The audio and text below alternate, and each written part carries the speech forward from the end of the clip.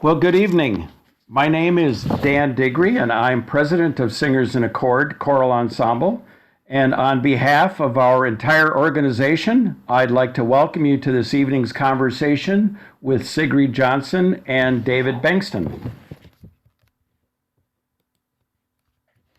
Singers in Accord is beginning its 12th season as a singer-led, singer-managed ensemble.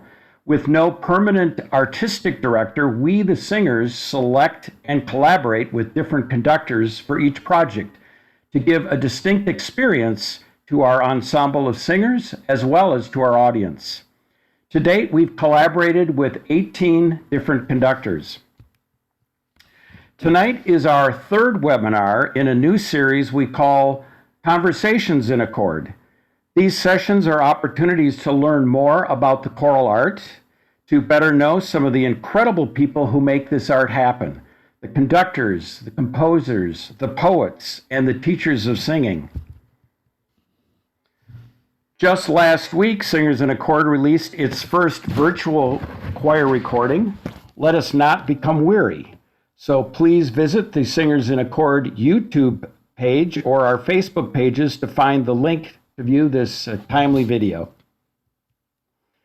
As always, we appreciate your engagement with Singers in Accord, and should you find our work worthy of your support, please visit the Support Us page on our website or search for Singers in Accord Choral Ensemble on the Give to the Max page, givemn.org. And I'll, in the chat tonight, I'll send a link to that page so it's easy for you to find. Later in tonight's conversation, you'll be able to ask Ms. Johnson and Mr. Bengtson questions. So please feel free to submit any and all questions you have, and we'll get to as many as possible. You can submit your questions using the Q&A function at the bottom of your screen. So now I'd like to introduce our moderators for this evening, Jan Leclair and Schele Smith. Both Jan and Schele are founding members of Singers in Accord and on its board of directors. And Schele, by the way, sang under Sig as a student at St. Olaf College. So Schele and Jan, would you like to introduce our guests for this evening? We'd love to. Jan? Good evening, everyone. It's my pleasure to introduce the consummate collaborator, Sigrid Johnson. From Dan's description of Singers in Accord, you can tell that one of our primary missions is for our singers to experience the joy of different collaborators. And Sigrid has been at the top of our list for a long time. We had to wait until she was a little less busy because, yes, busy is a great word for our friend and yours too. I'll give a quick biography, although I bet most of you are here for the same reason we are, that we are fans and we've known and loved this consummate artist for a long time. So maybe you met Sigrid during her undergrad years in Concordia or at St. Cloud State University. I would love a story of Sigrid as an undergrad, but perhaps another time. Or maybe you met her when she was getting her master's in music and vocal performance from the University of Michigan.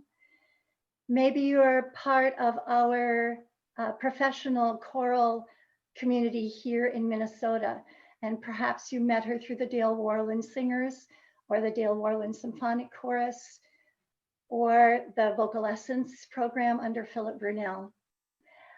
Philip was kind enough to send a quote which describes this wonderful artist. Sigrid Johnson is a vocal miracle worker. She has the unique ability of being able to work with any voice in a way that is collaborative and helpful. The many years that Sig and I worked together at Vocal Essence were the height of collaboration, listening to each other, capturing the essence of what was needed, and supporting each other 100%. Perhaps like Schele and I, you were lucky to be able to collaborate with Sig in a vocal studio, one-on-one, with this respected, trusted, enthusiastic, powerful instructor. And no doubt you're a better singer and a richer person because of that experience. Maybe you're part of the literally thousands of people, especially young women, who got to sing for Sigrid in the Manitou Singers at her musical home, St. Olaf. I also have a quote from Anton Armstrong when Sig was awarded the F. Melius Christiansen Award for Lifetime Achievement from the American Choral Directors Association of Minnesota in 2006.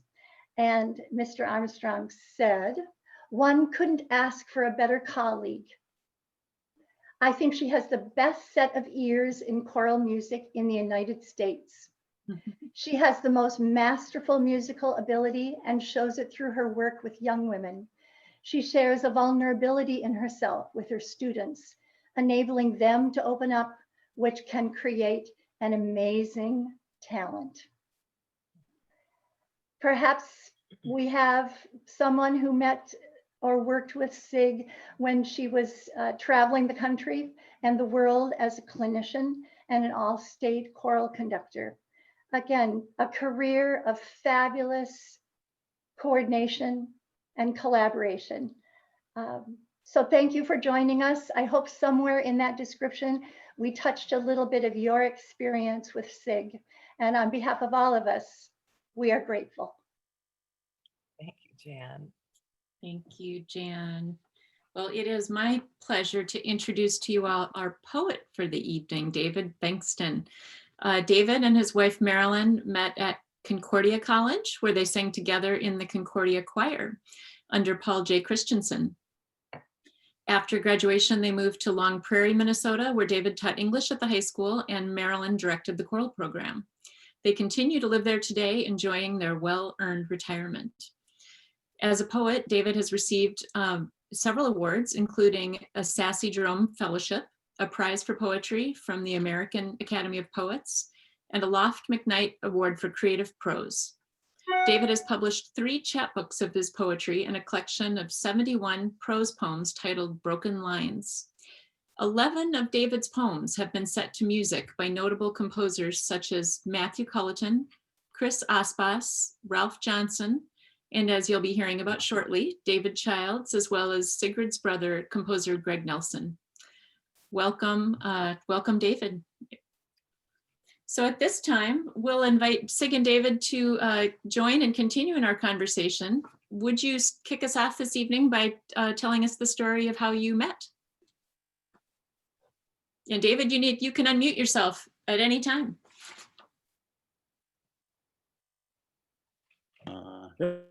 Great. I'd like to quote my wife, who has said of me, "He does go on." And so if I do go on, you have to stop me. But Sig and I have talked about this in detail, and we have no idea. We do not remember how we met. But we know that it was through her husband, Bob Johnson. And Bob and Marilyn and I sang together in the Concordia Choir. And he's a few years younger than we are. So we left, Marilyn and I left Concordia.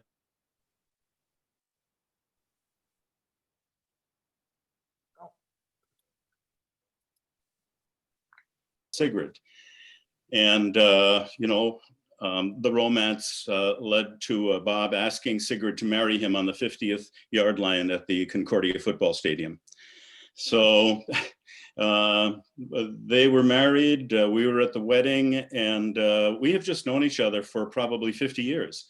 And we cannot remember how that began, but it's been going on for 50 years. So, and I can't tell you how grateful I am for this friendship.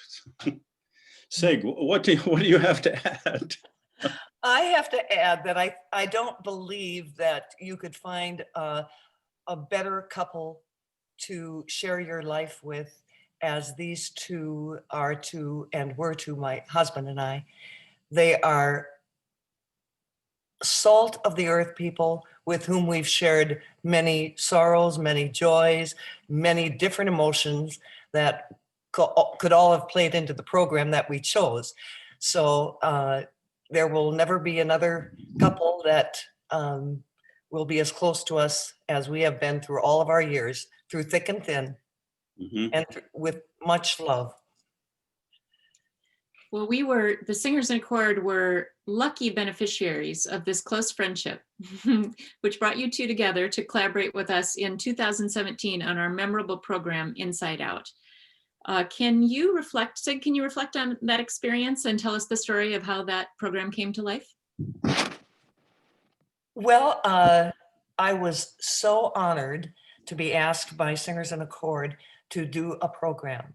And part of the reason was, very rarely in my career have I gotten to have an adult group, a trained group, and been able to provide the entire program and conceptualize the whole thing and be responsible for the whole thing as well, which was daunting.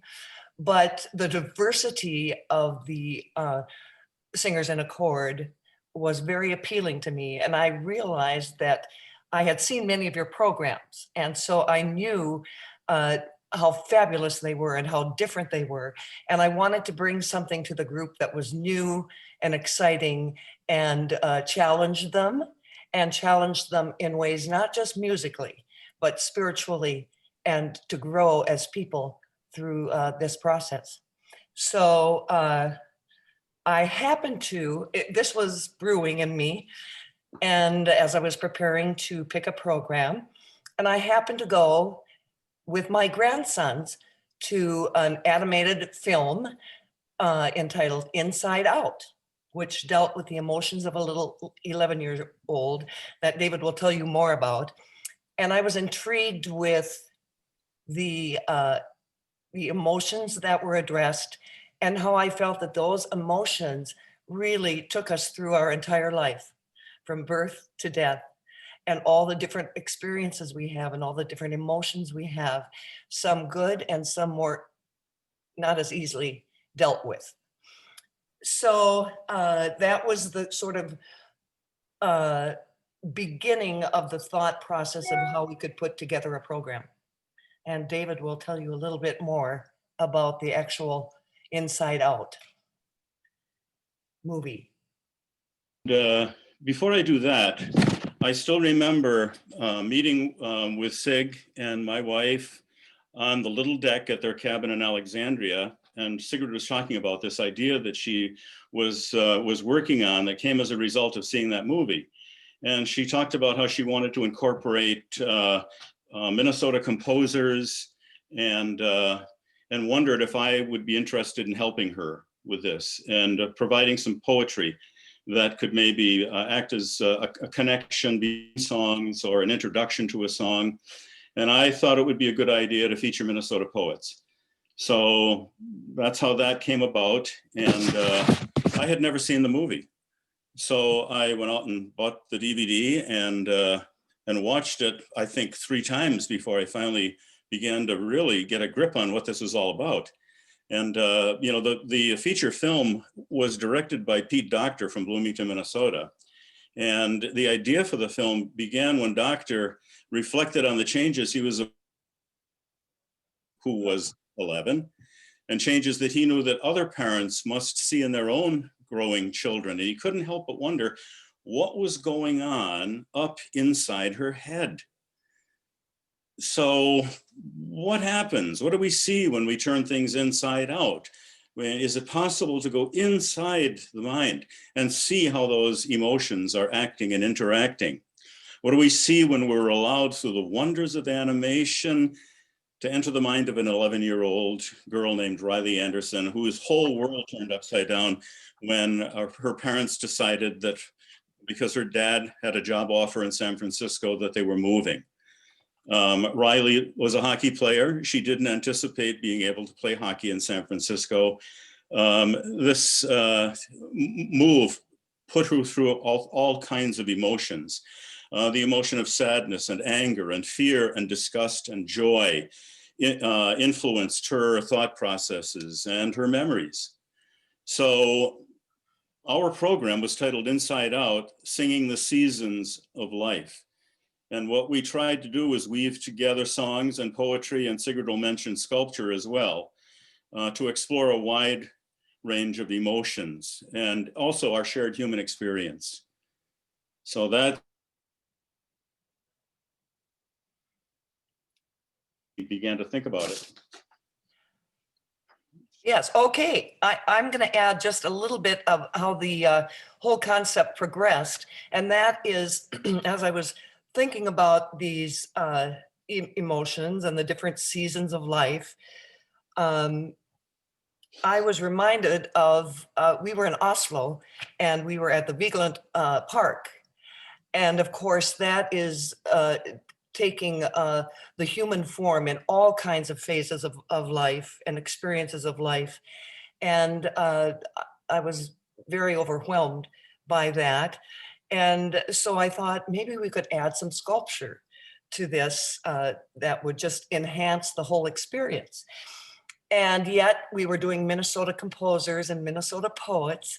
So I was a little reticent to bring in a Norwegian sculptor. So we have the blessed gift of Paul Granlund, who we have a sculpture of his in our home, and he too had some sculptures that we could relate to in terms of depicting some of these different aspects of our emotional life. So we decided to use that, and I must say, Jan went all over collecting these sculptures, and the Granlund folks were very cooperative in lending us these sculptures for the program.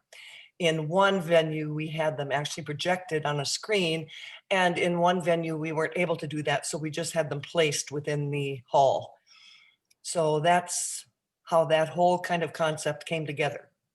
And at St. Olaf Church, which was the first concert, the images, photographs of the sculptures were projected onto a large wall at the front of the sanctuary. So that added an additional visual effect. Yeah. Well, Sig, if I recall, another significant component to this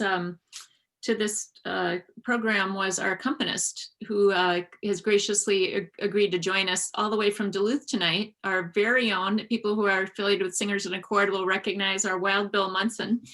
And we love you, Bill.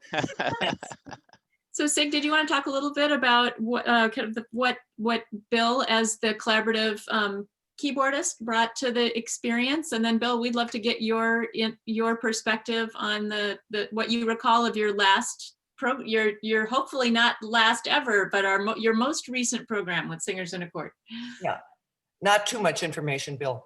But anyway, I can't begin to tell you what a thrill it was when I walked into the first rehearsal and I met Bill Munson, because he is a consummate musician. He has the imagination of the most wild child you could ever imagine. He has a collegial and a collaborative, every bone in his body is filled with that. So being a collaborative personality myself, this was a breath of fresh air. It took so much pressure off me because he was willing to try things. We could work things out together. He would give me great ideas about, how to make all of this more cohesive and have more of a flow. And it was between David and Bill and myself, it was a joy to do this program for all the reasons other than the components of it. Was our ability to collaborate so beautifully with such respect for each other. And that is quite rare in our profession. And I was so very grateful. One of the highlights of my music making.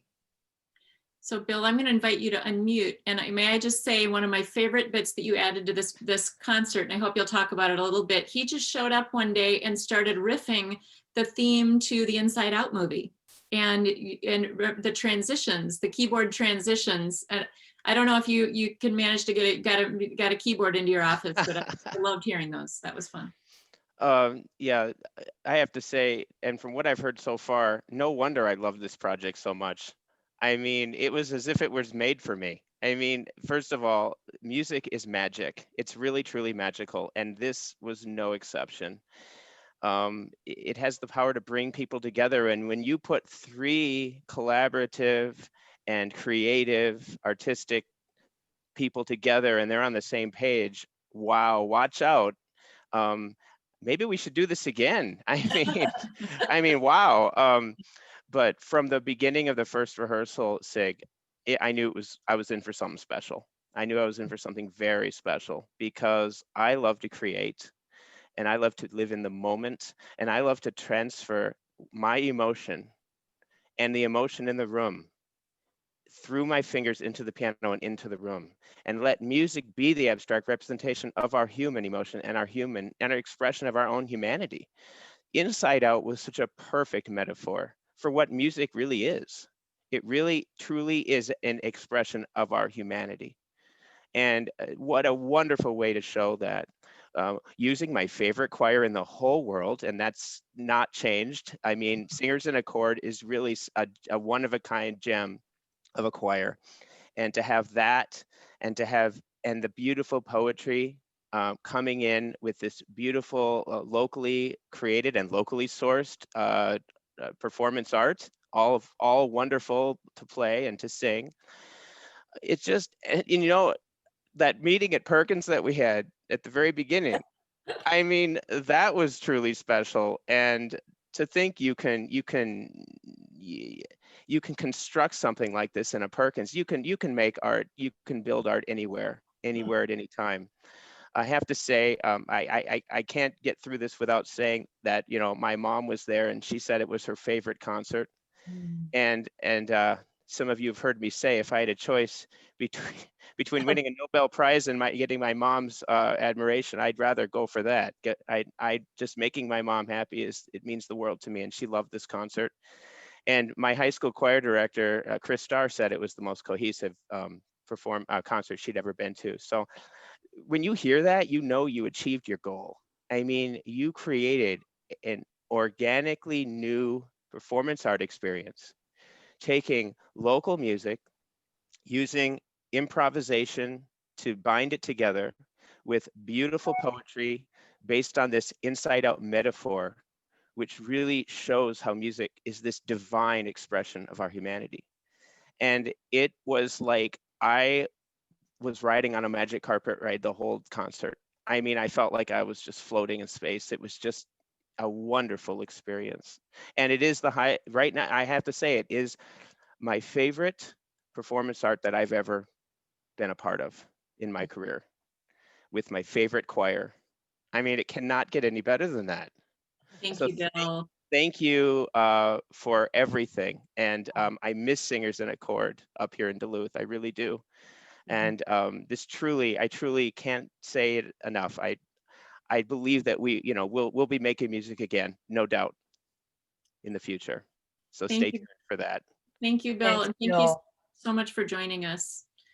I have to say too, some of my favorite parts of the program. One, I mentioned this to David earlier today, the inviting the poets to come hear their work being read. And there was a specific one, I remember him as 11, 12-year-old boy, and David had selected one of his poems for the project. And it was so moving to see his whole family sitting in the front row and to think this child is pretty much the same age as the girl in the movie, and wondering, hearing how his emotions are working out, and hearing him sit there and hear his poem read to an audience of 200. It was the poetry, the sculpture, the music all came together. It was unbelievable. And what I'll move to our next topic. Can I add something, Schele? Well, yeah, and Very quickly. And I'm moving to composers, but yeah. Yeah. Oh, okay. Because I just to let people know that there were 12 poets whose work was used, and 9 composers. And of the 12 poets, 7 came to one of the concerts. So what a thrill for us, Super moving. to And have. I think because of that, probably one of our better selling concerts. We had whole families of poets. Yeah. Yeah, but I think that clearly the way the program was set up was, the beginning of life, moving up, to the end of life. And each piece, we didn't even know what we had until it all came together. But I just want to give a shout out to Renee Klassen, who I see registered for our Zoom, and I hope he's out there in Zoom land somewhere. Very much enjoyed your program the other month. And when you were on with us, you were brave enough to name 3 of your favorite composers, Timothy Takak, Jocelyn Hagen, and Jake Runestad. And it struck me because I said, wait, I think all 3 of those, we sung all 3 of those composers in the exact same program, and it was the Inside Out program. So Renee has such great taste. How lucky were we, right? So I'm asking tongue-in-cheek, Sig, anyone else you care to add to this list? And if you're brave enough to do so. And then I'll let you just continue on with how you see groups like ours, and even more notably Vocal Essence and Dale Worland Singers, how these groups are contributing to the production of and performance of new choral music. Are you able to hear me? Yes, very well. Okay, good. Well, in regards to that concert, of course, we did have the 3 that Renee mentioned. As I said, he's got great taste. But Nancy Grundall is a woman whom I really admire, and I love her writing. I love the piece we did of hers on the program. Very poignant for our time. And she took over, in addition to all of her composition and her other things that she's involved with, she took over for Rita Doctor, who had Angelica Cantanti for many years. Forgive me, Rita, I know that you finished in 2011, and then Nancy was there. So it's Rita Doctor is the mother of Pete Doctor, who was one of the directors for Inside Out. So you can see what a small world this is, and all these connections that we have. And so Nancy is somebody I would really like to shout out to, because I think she's a very gifted composer. I think she's a very seasoned composer. And I really appreciated her work on our particular program.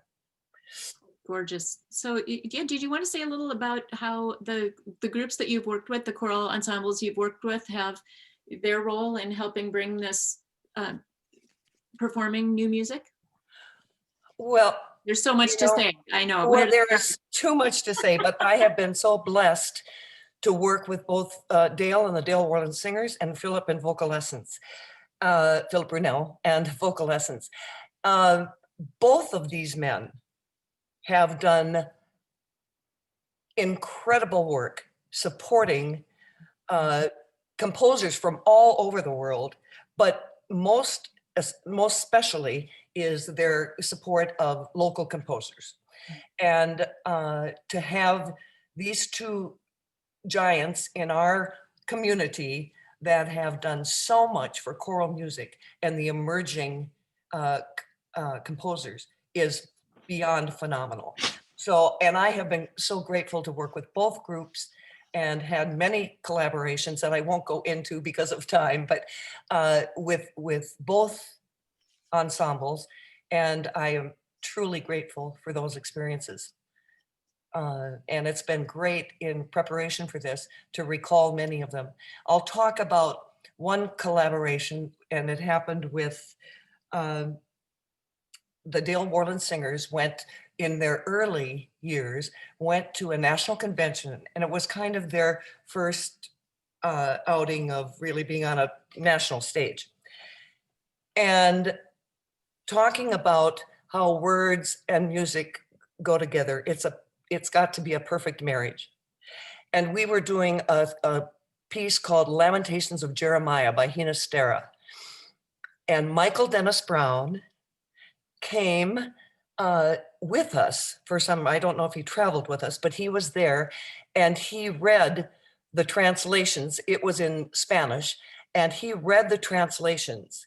And I'm sure many singers maybe weren't so acutely aware of what these texts were, but the way he delivered them and the way he delivered the words transformed the group right on stage. Right on stage, we could feel it because we were responding to this collaboration with this poet that had incredible insight in how to deliver these words to us, which just spoke to our core. So it's those kinds of things where you're working together with people that are so rewarding, and you realize how important that relationship is, the relationship of collaboration, whether it's one person, 3 people, 10 people. And I've been very grateful that I've been able to do that my whole career. Well, that can bring us to our next topic, which is talking about 2 choral works that Sig and David helped bring to life. And I do want to reminisce just once again about a moment that that happened on the Renee Claassen Zoom. And he was asked about composing and future projects, and was saying one of the things he's learned over his career is he will no longer accept a commission unless he is in love with the text. The text has to resonate with him and sing to him, and the text is central to his ability to create art. And I'm like, well, isn't that just a great tee up to David Bengtson? Yeah. So tell us about the first work that we're going to dig into and how it came to life, and then we'll get to listen to it at the end of this. I'm excited. Is Wondrous Morning Star, with lyrics by David, and then the choral music by your brother Sig, David Nelson. Or that's where I said David, Greg Nelson. Before we play the recording of its debut performance by the Manitou Singers, can you tell us a little about how this song came about? Well, David, should I start? David, unmute. There you go. Yeah, well, thanks, Sig. Yeah, no, I'm just going to say that this was my last year at St. Olaf. This was I was retiring, and I wanted to have one of the pieces for my group, Manitou Singers, involve 2 people I loved very much, and that's David and my brother Greg, who's like my twin in male form. And so that was my goal, and that's what I wanted to do, and David can take it from there. Yes, she asked if I'd write a poem that her brother Greg would set to music. My wife Marilyn and I had met and spent time with Greg on a number of occasions, but I had never he never has talked about this much, and Sigrid didn't say much. I knew that he was sort of famous in the contemporary Christian music field. He lives down near Nashville. I just decided I was going. When I found out, he's a contemporary Christian producer, songwriter, orchestrator. He has won 20 Dove Awards, has over 30 nominations for Dove Awards, along with 7 Grammy Awards. He was a 2018 inductee into the Gospel Music Hall of Fame. And this guy that I've often chatted with and laughed with, I find out is like really famous.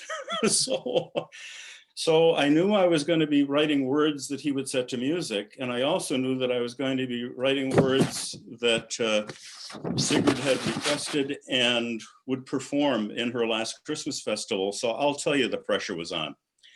And I just came up with this idea that I was going to write something that was really celestial.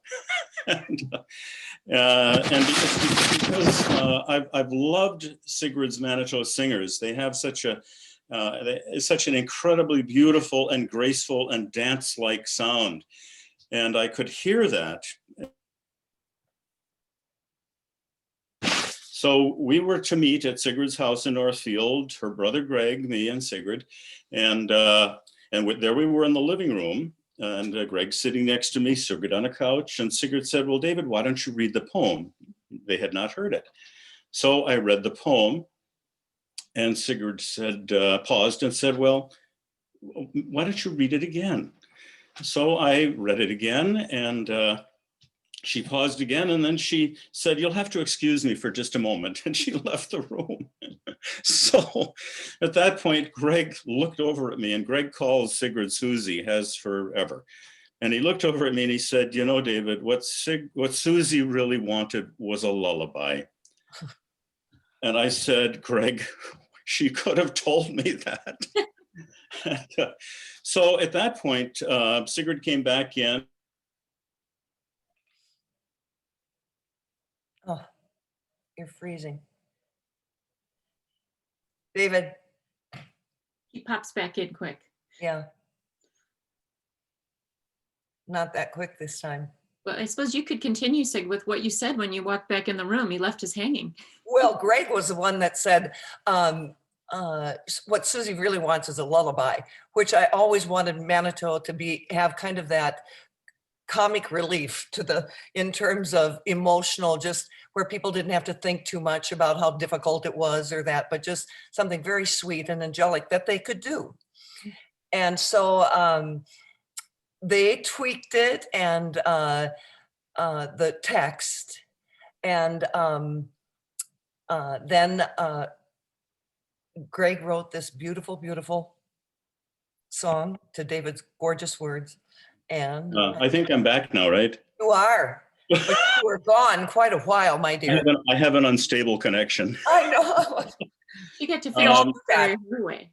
Yeah, so yeah, I worked on it, and Greg and I went back and forth with emails and stuff, and eventually we got it to the point where he felt that it was, and at the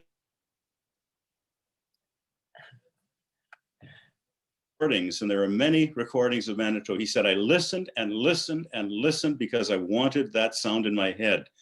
So then it was time to begin writing. I had the sound. Mm. And the first time I heard the song was when Greg came to a rehearsal at St. Olaf, and my wife Marilyn and I were there. Greg is sitting at the piano. Sigrid is ready to conduct. I have never heard the song. And all of a sudden, there it is. And I, you know, how fortunate am I that he has a friend in Nashville that was going to do a full orchestration for it. And so the first time I heard that was at a rehearsal just before the festival, and it's just beautiful, and I'm so honored. David, are you ready to read us the lyrics? I sure can. And I think you mentioned to me before, of all the songs, the lyrics you've had set to music, this is the only one that has been set to orchestra. So this makes this extra special for you, right? And I'll say that you will hear this, and you will see text of the poem verse by verse underneath those images. And those images are actually from poems on sticks that I began making like in 2002. My wife had the idea that I should put poems on sticks and take them to the state fair where everything is on a stick and give them away. And so I've been doing that since then, and I've given away close to 16,000. And my collaborator with that is Mike Hazard, a photographer, filmmaker, writer from Minneapolis. And the design is from Alexandria. She does all the designing and printing. So you're going to see images on the screen that are Mike Hazard's photographs that accompany the text. And so here is the poem, Wondrous Morning Star, for Sigrid Johnson and the Manitou Singers of St. Olaf College, Christmas Festival 2014. Mary cradles the Holy One, the mystery close to her heart. There in her arms, her beloved Son, the light that shines in the dark. Oh,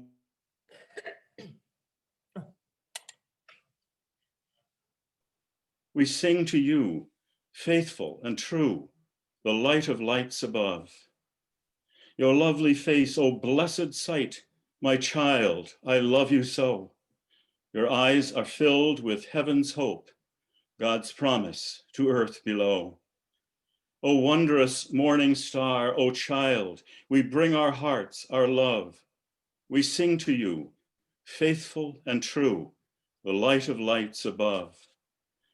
God has given the Spirit.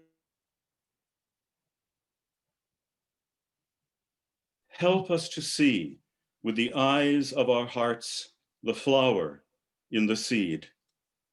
We sing to you, O wondrous morning star, O child. We bring our hearts, we bring our love, O wondrous morning star. Thank you. You're welcome. So Dan, yep, go ahead and Sig will mute.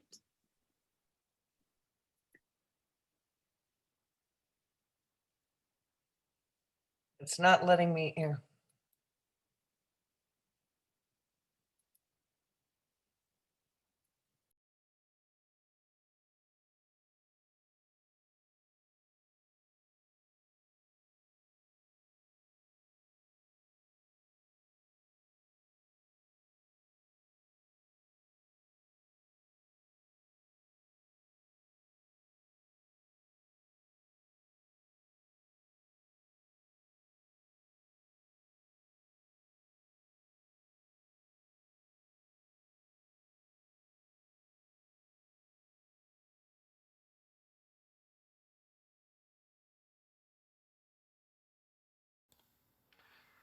I'm having just a little bit of technical difficulty here. I think I've got to reload the file.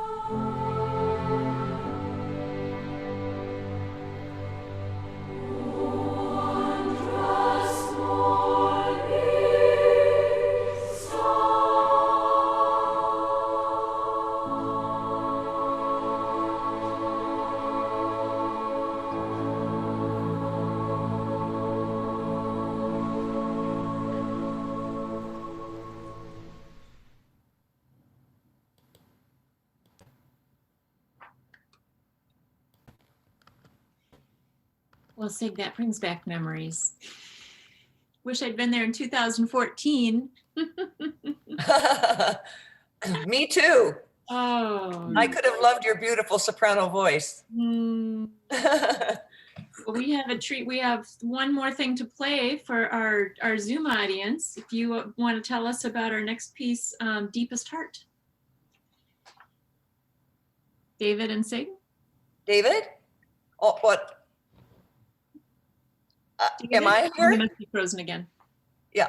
So our next, the final piece we'll be hearing tonight before we go to Q&A is called Deepest Heart, and the lyrics again by David, and music by David Childs, another David. And since we have a break here, we're waiting for David to come back online, that we're about to move to audience questions. And if any of you have questions for Sig or David, feel free to share them in the chat. You can share them with all, feel free to just share them with all participants. And Jan and I will take a look at those and get to them soon. David, you're back on. Go ahead. Yeah, I'm sorry about that. This is a bit of a story that is behind the writing of this text. Sigrid had asked me to write a text for Manitou for the 2011 Christmas Festival.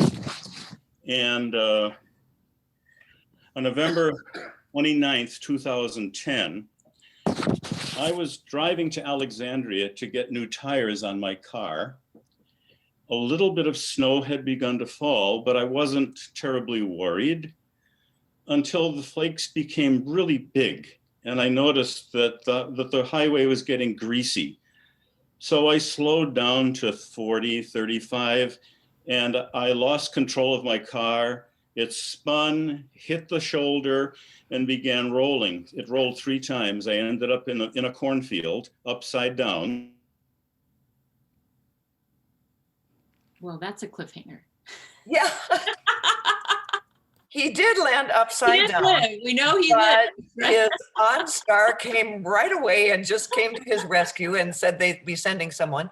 And I think he said that he crawled out the passenger side. And to make a long story short, he was fine. He was fine, but it did take its toll. And I think he's going to continue with a part of the story that I don't really know about, but he had this experience that brought him to a point at the culmination of life and death, really, and that cusp of what you deal with. I'm wondering if I should bring him, I'm coming. okay, out here, and he can finish that. That's right. And we can hear your uninterrupted poem when you're ready to read it. No, normally it takes 3 hours to get here from Long Prairie, but I told him that you were fine. I went on with the story. yeah, I'm Okay. sorry, but I held onto the steering wheel and I was calm. I thought to myself, here we go, we're going on a ride. And it rolled 3 times and the airbags exploded. I felt as we rolled on the roof of the car, I felt the, what's that thing above that's glass? The roof, I felt it break on my head, all the glass was shattering. And when it stopped rolling, I assessed myself and I said, Go ahead. I think I'm okay. I think I can get out. So I was upside down, belted in, and my window was all broken glass. Somehow I got out. I don't know how. And when I was standing outside the car, I heard this voice saying, "We see that you've had an accident. Are you okay? Do you need help? Are there any passengers?" And I assured the voice, which was OnStar, that yes, I was okay. He said, I will call 911. And then I heard his conversation with the state police dispatcher. They knew my location. He said an officer and a wrecker would be on the way immediately. Asked if he should stay on the line to help. And about that time, I was on the phone to Marilyn saying, all right, I've had a rollover, but I'm fine and help is coming. So just after the rollover, this large white pickup with an enormous horse trailer behind it, and now the snow is really coming down, pulled up And this guy gets out and comes running across the field and says, "Are you okay? Are you okay?" And I said, "I think I am." And he said, my cab is there, it's warm, my wife, my mother-in-law, our 2 kids are there, why don't you come?" And I said, "No, I think I should stay here with my car." And he said, "I won't leave you until help comes." So that was a miracle that that guy would be on the road at that moment and be there to just be with me until help came. The next day, I got an email from a Lutheran pastor friend in Maine, and every week she was sending me her sermons from the previous Sunday. That next day, I got a sermon from her, and she was talking in this sermon about Thomas Merton's idea of, I don't pronounce it right, but point vierge. And I thought, if I understand what Merton is talking about, that seems very much like what happened to me yesterday afternoon. The point at the center of our nothingness, where we meet God and find ourselves completely in his mercy. And so I began to look a little bit more into this whole point vierge thing, and I found a couple of other things that I could share with you. But one of the things that I found out is that the first chirps of the waking day's birds mark the point vierge. This is what Merton said: "Of the dawn under a sky as yet without real light, a moment of awe and inexpressible innocence." He also, so first of all, I'm not a bird expert, but I wanted to find out which birds are first to sing at dawn, because this point vierge is like that moment between the darkness of night and the light of dawn. And I thought I need to find out something about these first chirping birds. I mean, who are they? And I thought, well, robins for sure, but I found out that the female northern cardinal sings, which is not common among North American songbirds. A mated pair shares song phrases, but the female may sing a longer and slightly more complex song than the male. I read that and I said, I like that, because this song is being written for a women's choir. So that's where I began. And I just started to write with this whole idea of morning dawning, the threshold of darkness and light. And it also moved into the Annunciation, which often happens at about the time of the equinox, when day and night are equally as long. And so that's where this whole thing took me. And I also knew that because her choirs have sounded like they just wanted to dance while they were singing, that I wanted the text to be something that they could sing and dance to. So I sent the text to Sig and to David Childs, who, what another honor to have something set to music by David Childs. So Sig and David had it, and we began this trialogue where there was some discussion about the possibility of compressing the text a bit. And eventually we decided in the end that we would leave it as it is. And that's what David Childs set to music with piano accompaniment. And it's just, again, Sigrid has given me opportunities that I never could have anticipated in my life. The opportunity to do these collaborations. And also she invited Marilyn and me to sing with the Dale Warland Symphonic Choir at a performance of Turandot at Orchestra Hall during Summerfest. So there we are on the Orchestra Hall stage, the Minnesota Orchestra in front of us. I'm standing in the bass section with the Dale Warland group. Marilyn's in the alto section. This is like, who do these things happen to? We're from Long Prairie. It's a little town. So this has just been such a wonderful friendship, and she's done so much for Marilyn and me. And so I just have always wanted to write the right words. So I can read the poem. Please. If it's time. Perfect. So this is called Deepest Heart, and it's for Sigrid and the Manitou Singers. Morning dawns, the moment of wonder, the threshold of darkness and light. The cardinals, the robins ask to live.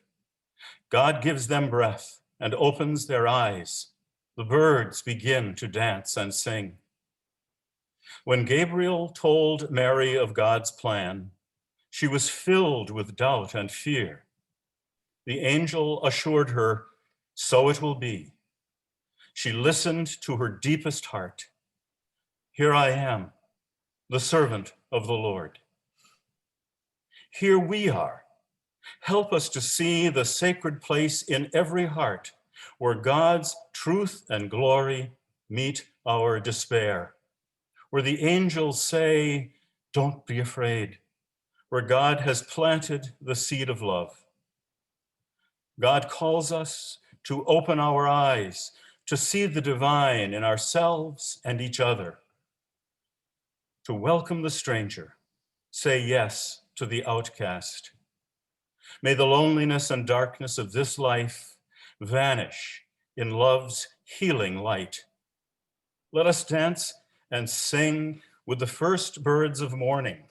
God is with us, our hope and our light. Beautiful. Thank you, David. Dan's going to queue up. We get a special treat of actual video and get to see Sig conduct. Oh, my dear. Favorite moments for me. I'll join you on mute.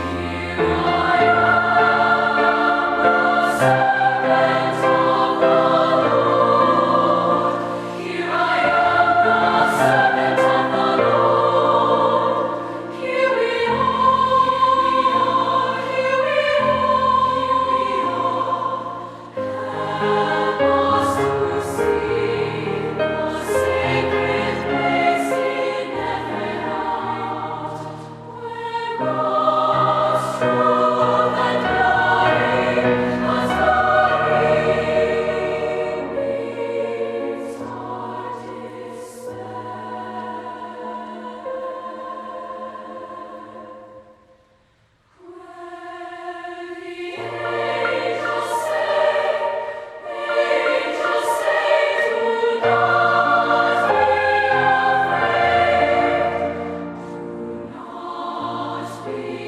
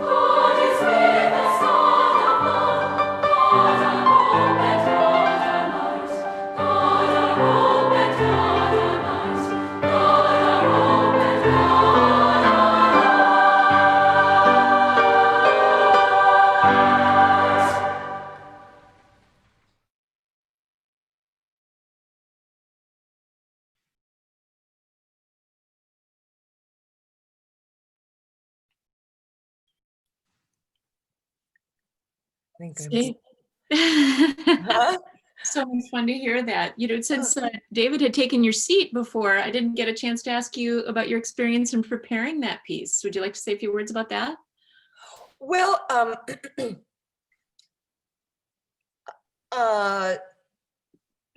it was, as always, of course, love David's poetry. And then David Childs, whose work I had admired for so long, was just incredible. He writes just beautifully for the text, and lovely writing for the women's voices, and where everything sits in their voice at a certain part of it. So, again, it was just a joy to be able to do that for the Christmas festival, performance. So. And before we jump to Q&A, do you want to say a few words about, I feel like the Christmas festival is the collaboration of all collaborations, 5 choral groups, the orchestra, all these high power conductors. What was that experience like, pulling together a program for that? Do you know, I was there for 32 years, and I was there with Kenneth Jennings before Anton came, and as director of the St. Olaf Choir. And in those 32 years, I don't think there was one cross arguments, yes, hearty discussions, yes, but not one unkind word. They were like my brothers. And we sometimes, I shouldn't use the word fight, because we didn't do that, but we had, as I say, healthy discussions about different things. But I admired my colleagues at St. Olaf so much. I respected what they told me. We all helped each other with our own little idiosyncrasies, and places are where we weren't as strong as in other places. We all recognized it in ourselves. And every single person I worked with on the choral faculty, including Steve Amundsen, and all the artistic people, I just can't say enough about what a blessing that was to my life, to have that be such a fantastic personal experience. And I'm sure you were a student there, Schele, and you remember us all running around in the Skoglund, telling, oh, it's too slow, it's too fast, it's too this, it's too that, and yet admiring every single person and every single decision that people all ultimately made musically. So it was a blessing. And I have dinner with Anton every Sunday night, and John Ferguson. And so we continue to be terrific friends. Bob Schultz is in failing health, but we still have seen him over the past few months. And so it's been a wonderful, wonderful journey, my time at St. Olaf, and I'm so grateful for it. And my students like you. Both so much for joining us and being part of this tonight. At this time, I'm going to turn this over to some questions from the group. And Jan, I'm going to invite you. I think you said you'd help me with this. There you are. You're back again. Do you want to kick us off with? You had some great questions at the beginning. Well, my brothers would always tolerate my feminist lens, or most of the time they would tolerate my feminist lens. And I wonder if Sigrid has a sense of being, not that you're a different generation, but you were one of the first female conductors that I saw. I came to a Christmas in Christ Chapel at Gustavus for the brief bit that you were at Gustavus, and I already had envy because my sister was studying with you in your studio, and there's a little bit of competition there. Hi, Jill. And your women sang with such spirit. They were just singing from their toes and sailing their sound, and you were such a strong presence on the podium. And I hadn't really seen a presence like that from a female since my mom, middle school band. Oh, I'm honored. Yes, and she would be honored too. But now we've had the pleasure in Singers in Accord of working with some of your colleagues, Kathy Romey, Nancy Grundall, Angie Casper, and even some of your former students. We sang with Caitlin Larson. Kira Winter has done some in-service work with us. And so I think it's just fabulous to have you as a mentor and a model. And I'm wondering if you had any sense of that. I'm asked that a lot about discrimination in the field of choral music. And, I really appreciate people who have gone before me and have done a lot of work for laying out the work. When I was in school, you either did chorus or orchestra, and I can't count on one finger how many women were doing orchestra at that point. So I felt very inept in that area when I first started out conducting, being in front of an orchestra, because I just felt very insecure about it. And I gained some security, but not a whole lot through my career. I mean, it just wasn't my comfort zone. But Eric Eriksson, I don't know if you know that name. He was the director of the Swedish radio choir for years and years and years. And I prepared a Mahler piece for him over here that he was still in Sweden. And I prepared it here. And then he came over to conduct, and we were at a party afterwards. And he said, well, do you feel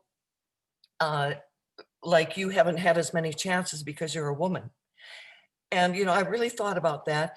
And I don't mean to sound Pollyannish or naive, but I thought, no, I don't, because I wouldn't acknowledge it. I wouldn't see it. I just go in, somebody says, this is your job. You do your job. You do it the best you can. And we had some women students that at St. Olaf that felt like sometimes the men got more time. And they came into my studio to kind of complain about it. And I said, you know what? Don't use that card. What you do is, if you get 5 minutes, you make it the best 5 minutes your instructor has ever seen. And so that's kind of been my philosophy. And I don't, I'm not on the bandwagon to that. I do what I need to do. I do the best that I can do it. And that's really all I can do. I can't blame it on, even though I know some people do have that experience. I can't say that I ever did, because I don't think I'm wired to see that. I just go in and do it. And if you don't like it, that's okay. I'll go somewhere else and try to do it. So I've been blessed in the fact that I haven't had that angst about my career at all. And I see all these strong young women coming up. And I think I see in this generation of conductors, my generation of conductors, a lot of respect from the male conductors to their colleagues that are female. So that's been awesome to see as well. That's fabulous. That's what my mom would have said too. My mom, though, and I will admit her older daughter, that'd be me, I'm kind of a control freak. So the idea of being vulnerable enough to collaborate and embrace someone else's process and time frame, and that would be challenging for me. I understand that, because I think we all have a little bit of that in us. But when you experience and trust the people that you've chosen, you don't choose people to collaborate with that you don't, I mean, most of the time, that you don't feel like you might be able to work with. And sometimes you're in a situation where you do, but winning isn't always the goal. Being right isn't always the goal. And I've always cherished that ability to work with other people and be sensitive to their processes and still feel strong enough to get my own opinion in there for at least a minute. We have a question in the Q&A from Florida. Hi, Jan, we miss you. And it's the piece, A Wondrous Star, is that published? Is it available? And if so, under what publisher? Oh, Santa yes. Barbara? Yes, Santa Barbara. Yes, Santa Barbara. He might have a copy and a number for you. He's going to go check. If it is, David, you can type the answer right in on the Q&A. And then we have another question kind of related to the earlier one from Luz. Sig, how do you like working with women's voices versus mixed? Women's Oh, it's a totally different experience. Right, yeah. Not only just the sound and but the whole dynamic is so different. And I've worked with every type of group you can imagine. I've worked with male choruses, I've worked with women's choruses, I've worked with amateur mixed choruses, I've worked with professional groups, I've worked with symphonic groups. And somebody asked me, well, it's a question from another book that they're working on. And they said, do you conduct differently for students versus professionals? And absolutely not. I mean, it's the same relationship as far as I'm concerned. And I'm always, as a conductor, trying to give way too much information while I conduct, which is a very large weakness on my part. But there are always things to fix as you go along. So you kind of have this sign language of, you know, what your group knows about you. But you do have to refine your conducting a little bit when you're guest conducting, because a choir of all new people for a short amount of time doesn't really know your idiosyncrasies. And so you have to be a lot more controlled about what you're doing and predictable. Did David find it? I'm typing it in. He's typing it in as we speak.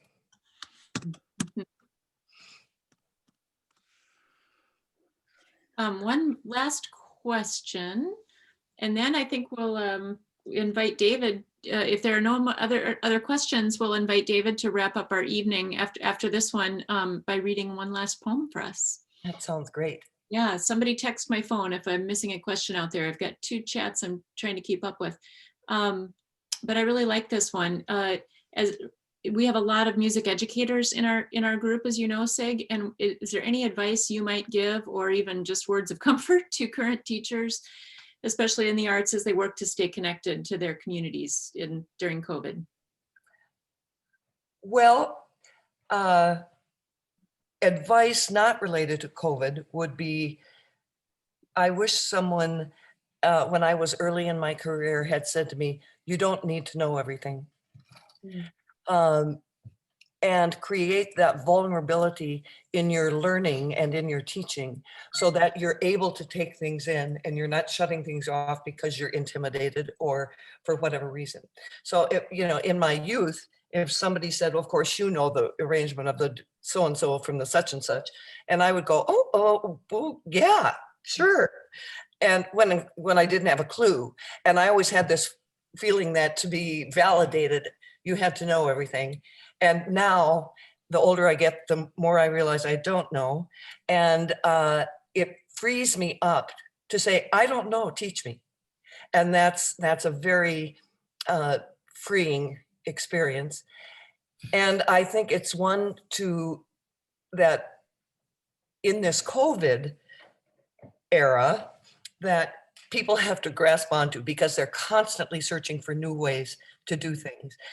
And I just had a conversation with a colleague of mine from Gustavus, and she, again, was struggling, especially with these non-auditioned groups or very young groups where their vocal technique is not strong enough for them to feel independent, either musically or vocally, when they're 6 and 9 feet apart from each other. So how do you create a sense of that? And I said, don't feel badly about taking one line, Mhm. one single line. I said I would rather hear a unison song with all the musical elements intact. Intonation, rhythm, text, nuance, all of these things.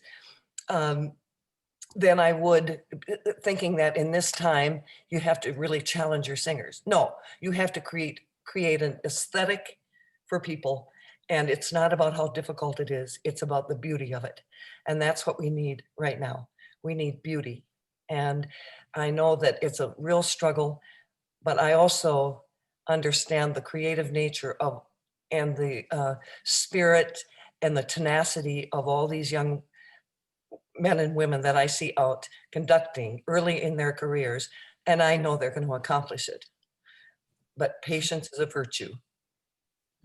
Thank you And here's for David. sharing your spirit with us. David, would you grace us with one last poem for the evening? Sure.